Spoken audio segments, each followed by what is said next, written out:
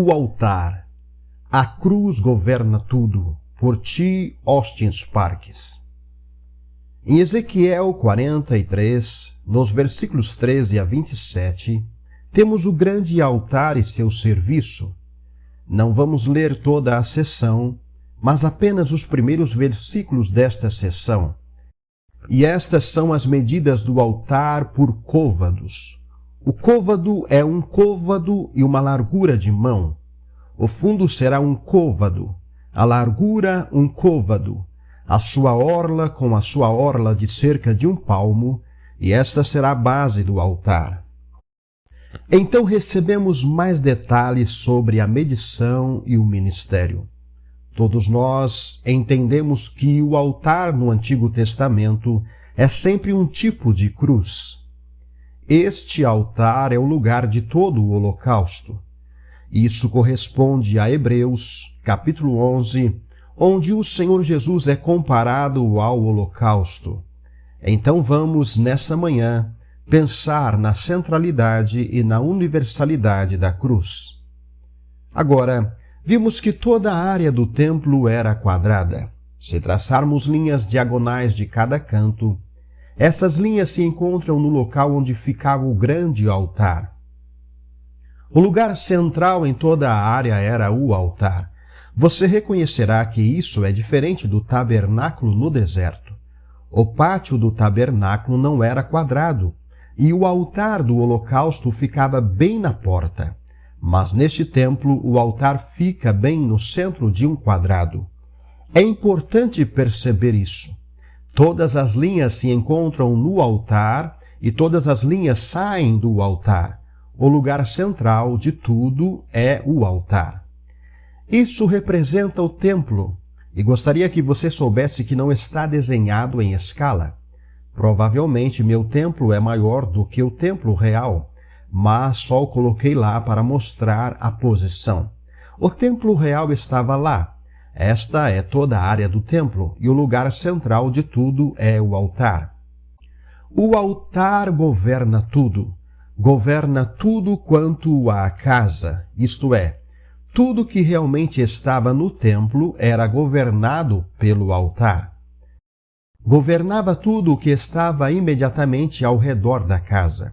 Se você tivesse um plano de toda esta casa, com um curso diferente toda a área, você veria que todas as câmaras dos sacerdotes estavam ao redor e os lugares onde as ofertas eram preparadas também.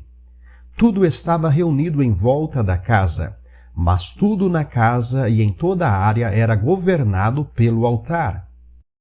E então todo o ministério da casa era regido pelo altar. Poderíamos dizer que não havia ministério que não estivesse relacionado ao altar. E então, além da casa e além da área imediata até toda a terra, tudo era governado pelo altar. Veremos isso quando virmos que o rio, que descia por toda a terra, passava pelo altar, mas nos voltamos primeiro para dentro. Aqui temos uma verdade muito importante e vital. Quando a cruz estiver em seu lugar, com toda a sua medida, tudo mais estará em ordem, e tudo mais terá seu significado e seu valor. Eu sinto que não posso dizer isso com muita força. Muitas vezes nos preocupamos com as coisas externas, com a ordem da casa do Senhor, com o ministério da casa do Senhor, com as pessoas que estão relacionadas com a casa do Senhor. Estamos sempre começando do lado de fora. Estamos tentando estabelecer uma ordem da casa de Deus.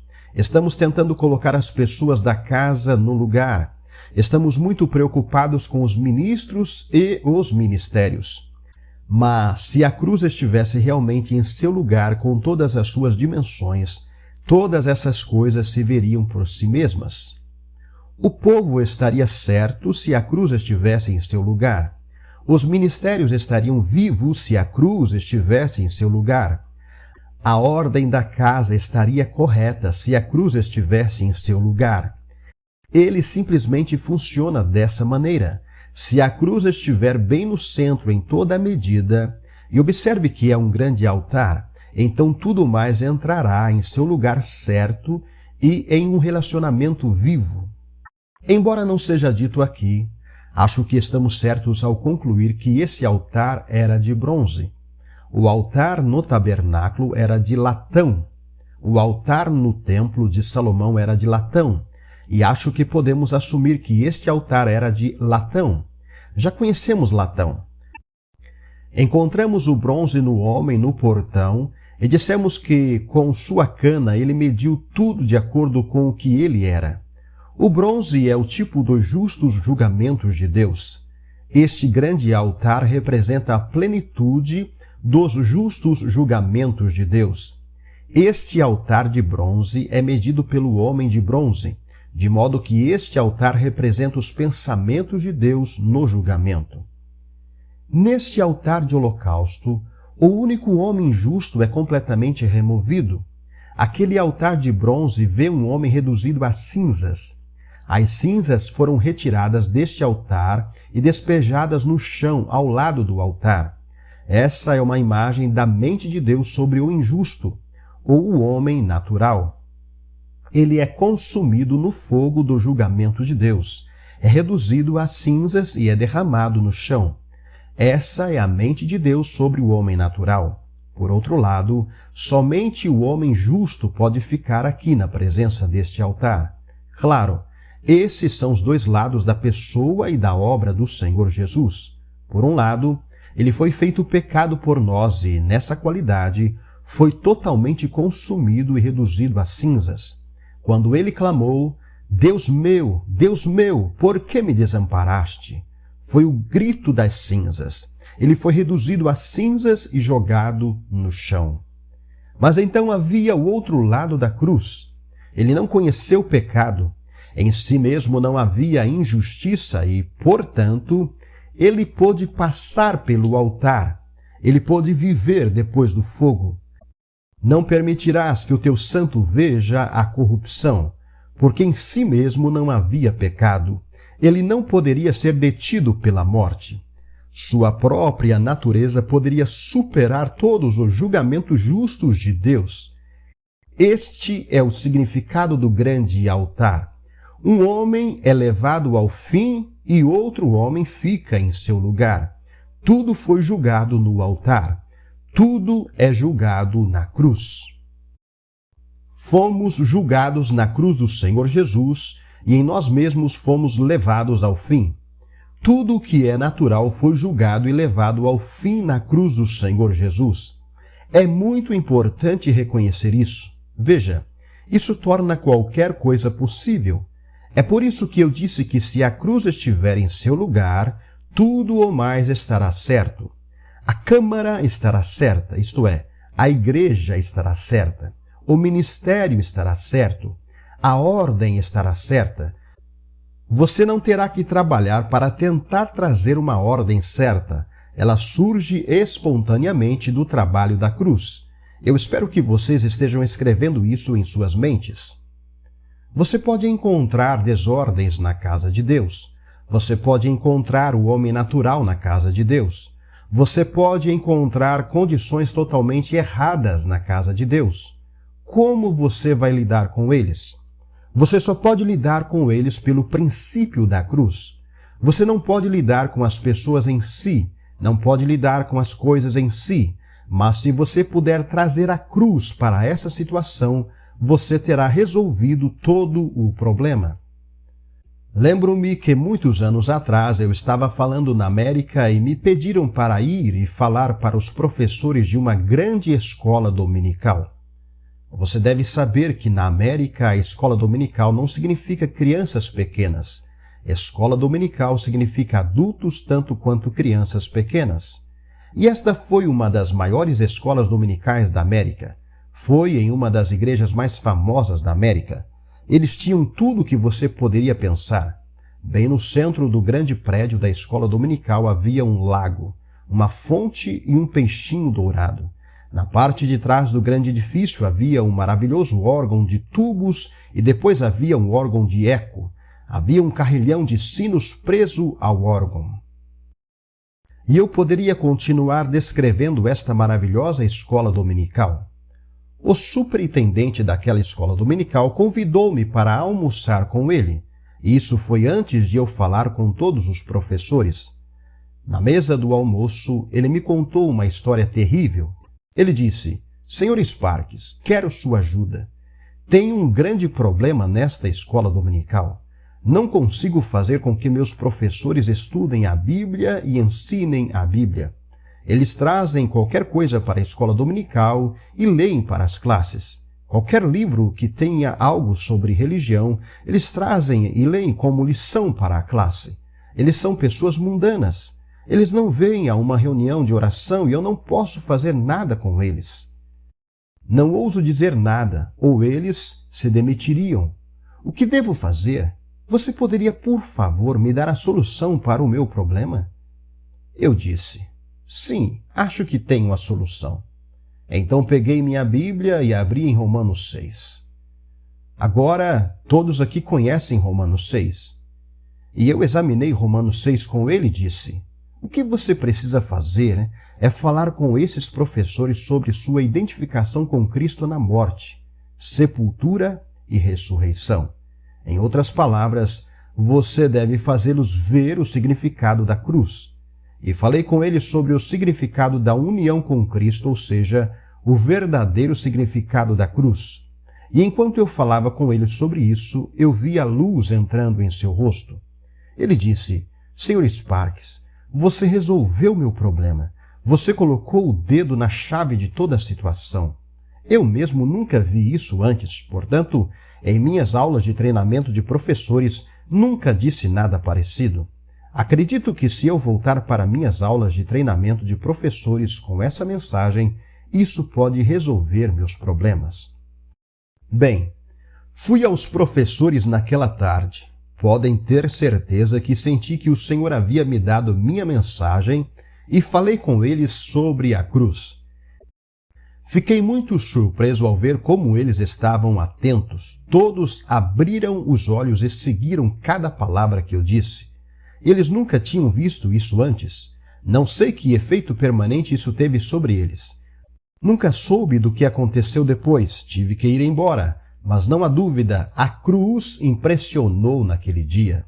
E pelo menos um homem viu que isso resolveria todos os problemas se eles percebessem. Se ao menos a cruz tivesse seu lugar, todos os outros problemas estariam resolvidos. É tipo isso.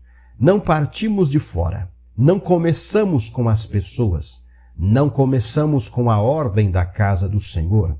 Não começamos com o ministério. Começamos com a cruz. E se apenas as pessoas vissem a cruz, tudo o mais se corrigiria. Tudo é julgado pela cruz. A carta aos Romanos é a mensagem da cruz em toda a sua plenitude. Nessa carta aos Romanos, você vê a grande medida da cruz. Ali, a cruz compreende todas as coisas.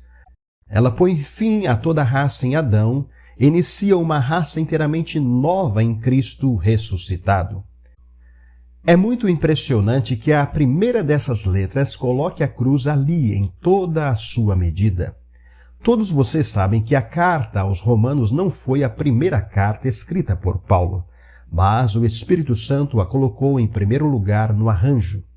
Acho que o Espírito Santo teve algo a ver com o arranjo dos livros no Novo Testamento, e em seu arranjo soberano deste livro, ele colocou o altar em sua plenitude logo no início. Bem, é claro, você terá que se lembrar de tudo que sabe sobre a carta aos Romanos para ver isso. Na primeira carta aos Coríntios, a cruz é aplicada ao homem natural e carnal dentro da igreja. O homem natural e carnal entrou onde não tem o direito de estar. Este homem justo entrou pela porta, e assim o apóstolo traz Cristo crucificado contra o homem natural e carnal. A cruz, em 1 Coríntios, tem a ver com aquele homem, não fora da igreja como em Romanos, mas dentro da igreja. A segunda carta aos Coríntios coloca a cruz em relação ao ministério. Essa carta nos mostra que o ministério flui de um vaso quebrado e humilhado. Só posso dizer essas coisas e deixar a explicação completa. A carta aos Gálatas. Nessa carta, A cruz é derrubada ao transformar o cristianismo em outro sistema legal e traz os cristãos à escravidão. Quão forte é o apóstolo naquela carta, mas veja como ele usa a cruz.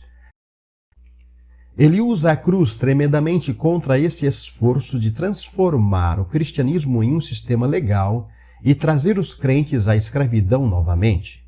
Na carta aos Efésios, a obra da cruz é colocar a igreja em terreno celestial. A cruz em Efésios isola completamente a igreja de todo o terreno térreo. Isso coloca a igreja fora do tempo, coloca a igreja fora do mundo. A carta aos Filipenses. A cruz em Filipenses é aplicada ao que está estragando a harmonia do povo do Senhor. Há um deslocamento doloroso dentro da igreja. Há um ponto onde as coisas são infelizes. Isso é por causa de interesses pessoais e orgulho. Algumas pessoas não abrem mão de seus interesses pessoais.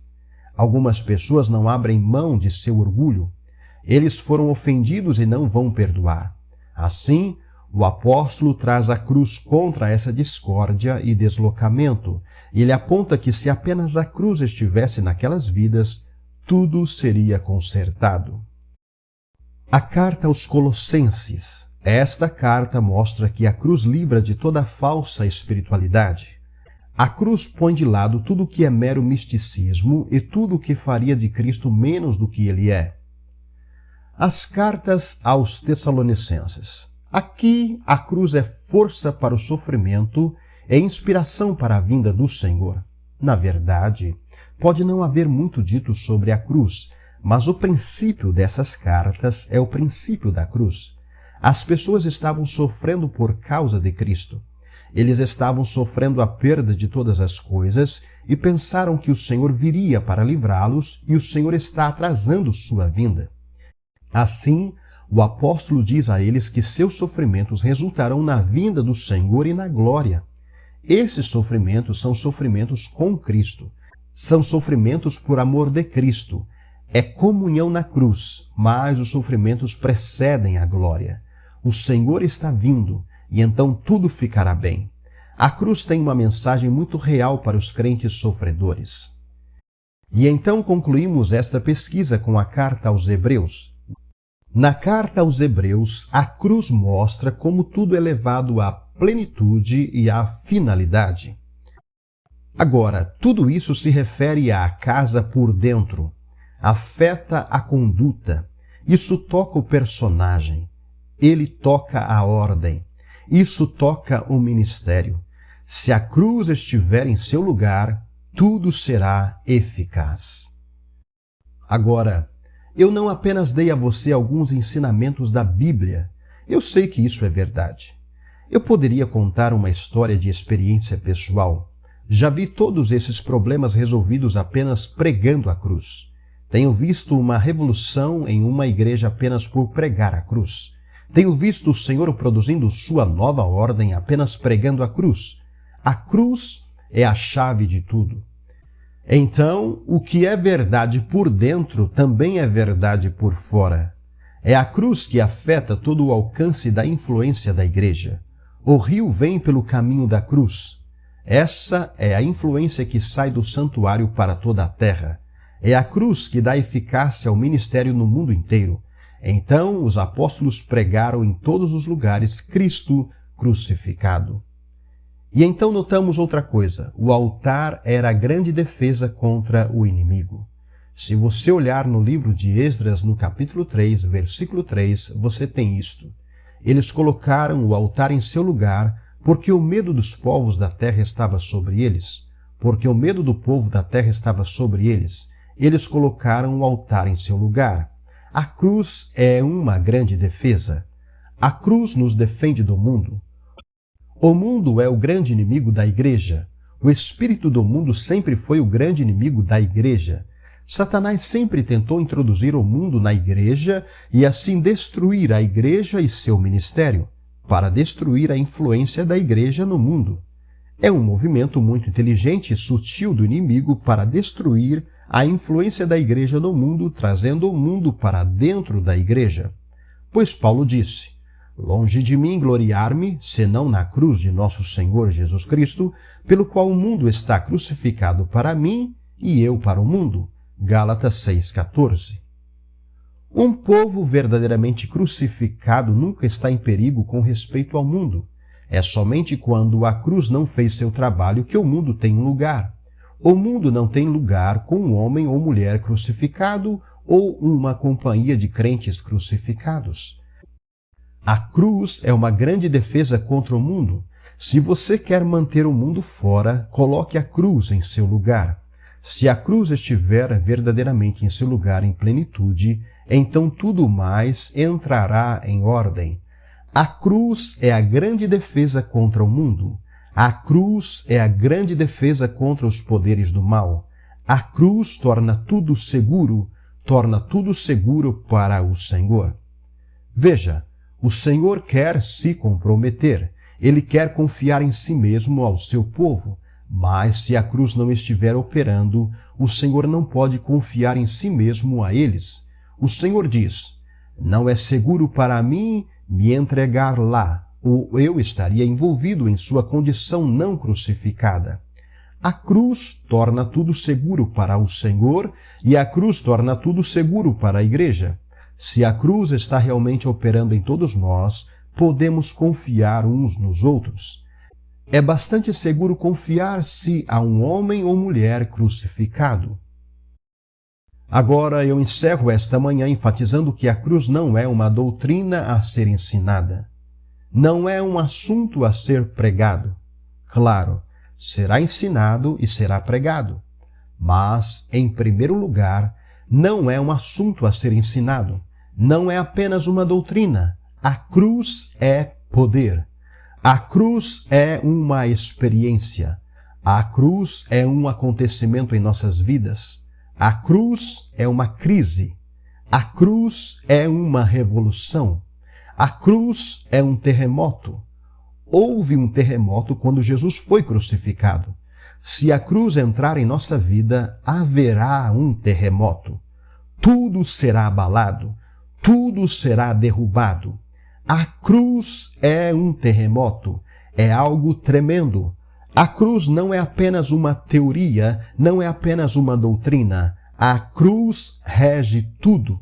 Bem, esta é a nossa mensagem sobre a centralidade e universalidade da cruz.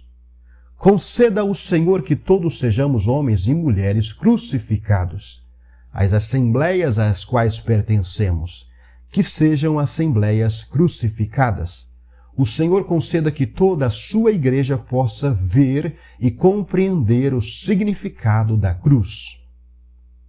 De acordo com os desejos de T. Austin Sparks, de que o que foi recebido gratuitamente seja dado gratuitamente e não vendido com fins lucrativos, e que suas mensagens sejam reproduzidas palavra por palavra, pedimos que você escolha compartilhar essas mensagens com outras pessoas para respeitar seus desejos e oferecê-los livremente, livre de quaisquer alterações, livre de qualquer encargo, exceto custos de distribuição necessários e com esta declaração incluída.